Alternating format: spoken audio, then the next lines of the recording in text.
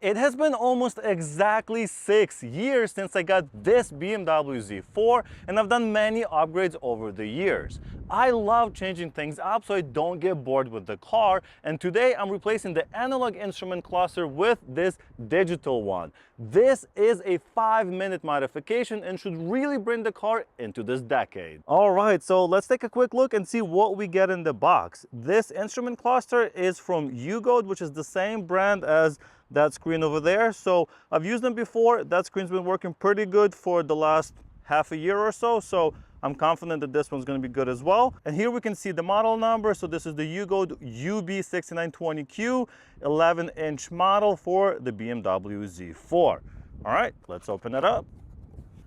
The first thing we see in the box is the instructions. I'll guide you through the entire setup, of course. And here are some of the functions that this can perform. So yeah, lots of things we can do, lots of things we can change and customize it to what we want it to be. All right, let's get the thing out. So yeah, we have the bracket itself. I'm sure they use the screen for other models as well.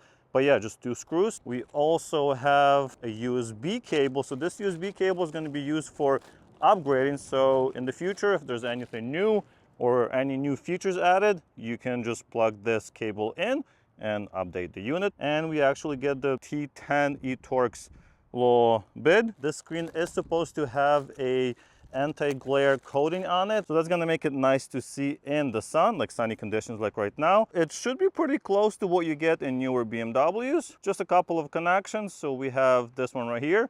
Looks like that's where the USB cable goes, and I assume this is going to be the connection from the wire loom in the car. Feels very solid, doesn't move around or anything, so the quality here is pretty good. There's a tiny bit of assembly required, so we're just going to snap this bracket onto the screen, and it just goes like this. So we have those little hooks right there, just like that, and it clicks in right there. So obviously this is just temporary, so we see how it looks. This is just a screen protector. So I'm going to take that off. So how can it be that easy to replace an entire instrument cluster in this car? Well, luckily there are only 2 screws holding this entire dashboard in place. One there and one here. First things first though, since we're going to be messing with electronics, it's probably a good idea to disconnect the battery. So let me do that first.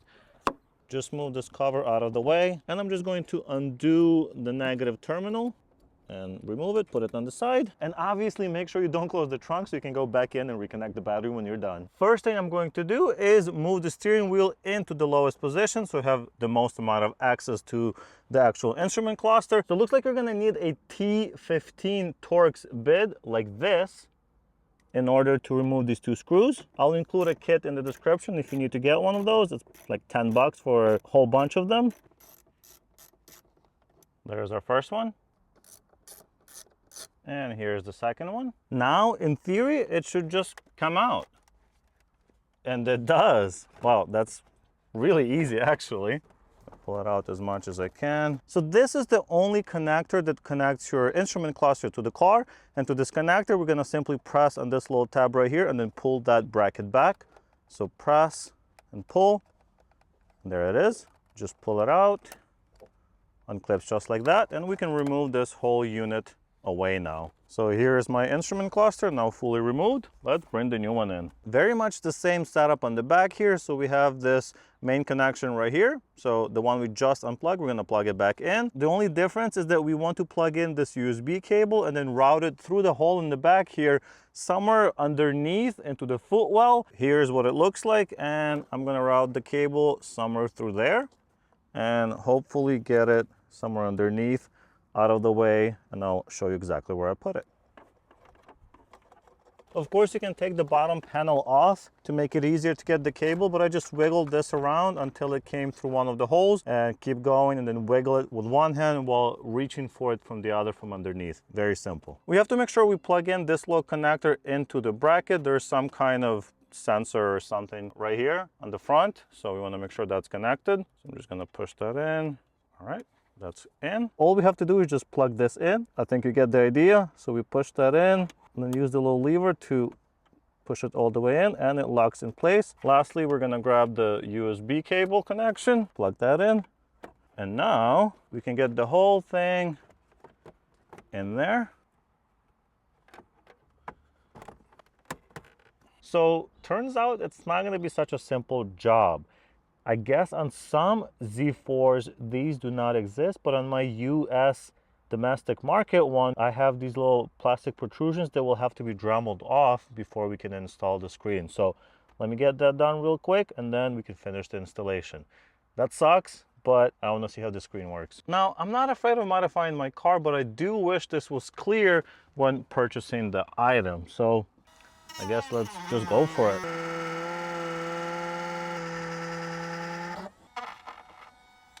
Well, it's about half an hour later, and as you can see, those plastic extrusions are now gone.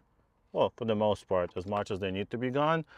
It's not pretty, but the screen should fit now. Now we can finally finish this 5-minute job and get the screen installed. All right, so let's plug it in, hopefully for the last time. That's in. I'm gonna do the screen without the bracket first. Now it actually fits, and I can line that up in the proper position. Make sure the metal brackets are over this plastic. That looks right. Let me see if the holes line up. I think so.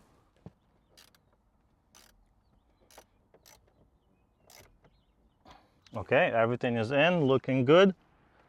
All right, the battery has been reconnected, and wow, that's on pretty quick. Now that the unit is installed, let's see what it can actually do. To start with, it retains most of the original functions and of course adds a few new items as well. One thing that is missing is the gear change suggestions for max efficiency if you drive a manual. I thought that was annoying to start with, so no issues there for me. Anyway, this is an 11-inch screen with resolution of 1920 by 720 pixels. It looks great and not pixelated at all.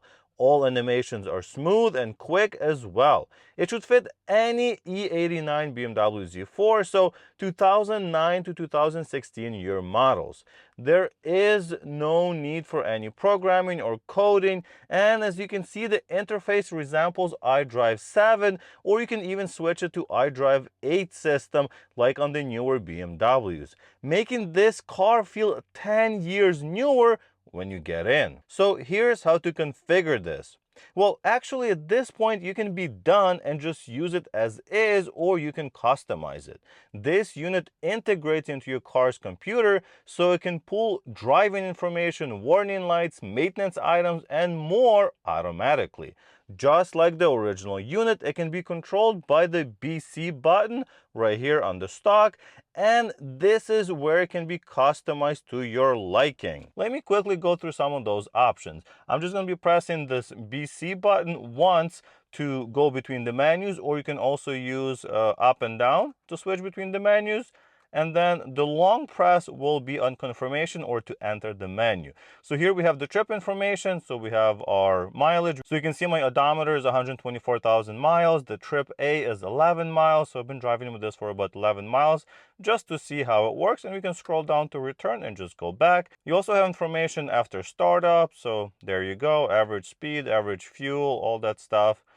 We have after reset, after refueling, and we can just go back. The next item on the list is fuel information. And here, this is one of the benefits of having a digital unit like this. You get this information in here. So you have your oil temp, water temp, you have your range, battery voltage. Very nice to see, actually. You know, you can see what's happening with your car. Useful info just right there. Now, the next item is going to be information, and this will give you a bit more information on the car itself. You can switch between trip A and trip B, so you can just go between the two, and that's going to be displayed here in your instrument cluster. You can also view your tire pressure. Mine has actually just been reset, so I have to drive around for probably 15-20 minutes before I can see this information, but very cool. And you can switch, of course, the units as well. You can also go into service information and reset your service information. So all your reminders, you can change the mileage and the time when you want it to be reminded or when it comes up for service. You also have car settings, and this is not adjustable. I haven't figured out if this is just something I haven't figured out or if it's just information here.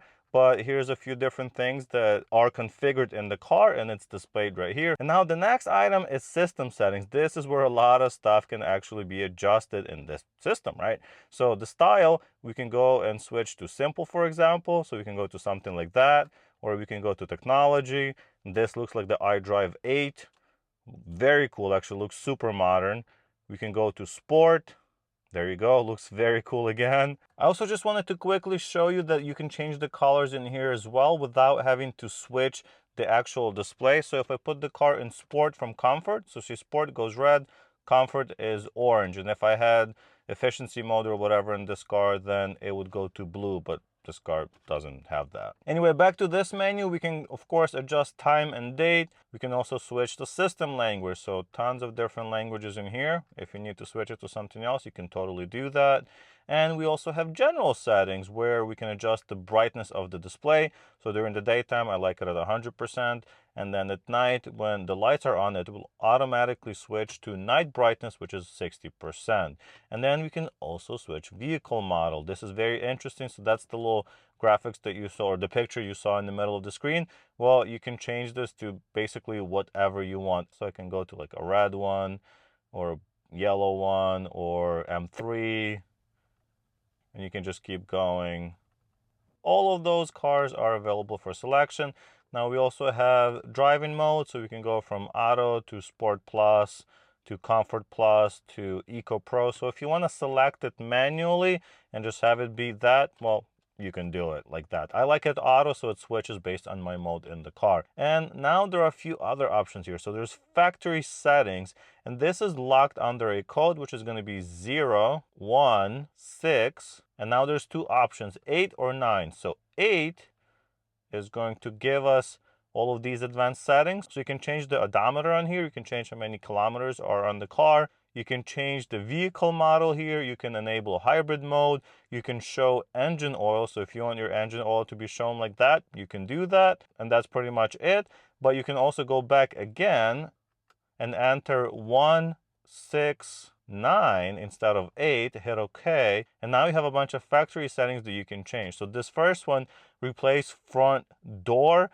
This is actually switching from left to right. So if you're in the right-hand drive market, you would put this to on, and then when you open your driver's door, it will show the correct door. For me, it has to be off, otherwise it shows the right door open when I open the left door. Kind of funny there. Tire pressure, so you can turn that screen on that I showed you earlier. Torque distribution, intelligent idling, outside temp, so we can turn that off if we don't want it. You can also select your units from miles or kilometers, Fahrenheit or Celsius, fuel filler location, so that shows you right there, that little arrow. Well, you can change that to left if you want, and now it shows you on the left or on the right. We can also change the speed scale. So if you have a faster car, well, you can change it to like 200 miles an hour if you want. I like to see more details, so I'm gonna stick to 260, which is 160 miles an hour. You can also switch the engine speed display between 8 and 6,000 RPM. I'm gonna keep it at 8 because this car redlines at 7, I believe, so I wanna keep it that way. You can also enable reverse sound, and the car settings screen that I showed you earlier that has information that we can't change. There's also a couple things under this protocol upgrade, and it's actually explained here on the paper. So you can block the odometer. So if you don't want that odometer to be shown, you can disable that. And also you can do this one, which I did, gear display blocking. Since I am in a manual car, I didn't really care for the little P to always be there, so I disabled it, and now it just doesn't show up. And that's pretty much it as far as the display. Lots of good information. It looks really, really good. Very crisp display, and actually it looks good in the sun. On camera there's some reflection, but in person it looks just as good as my BMW X7 that has the iDrive 7 system installed. And if we start the car, you can see how quickly everything reacts. So if I give it some gas, it's quick. There's no lag, which is really nice. This just works. So if I open the door, there you go, the door is open, so now it shows me on the display. Overall, I am impressed with the Yugo digital dash, and I think it looks great in this Z4. I especially like how customizable it is. Of course, I wish I knew that I'd have to cut off plastic for this to fit before I got the unit, but overall, I'm satisfied with the result. Of course, if I ever want to go back, I can simply swap the old dashboard in about 5 minutes. If you'd like to get one yourself, check out the links in the description. Thank you so much for watching. Let me know in the comments if this is something you are interested in, or do you prefer the more traditional looking gauges. Like the video if you liked it, subscribe to the channel, and I'll see you in the next one. Bye!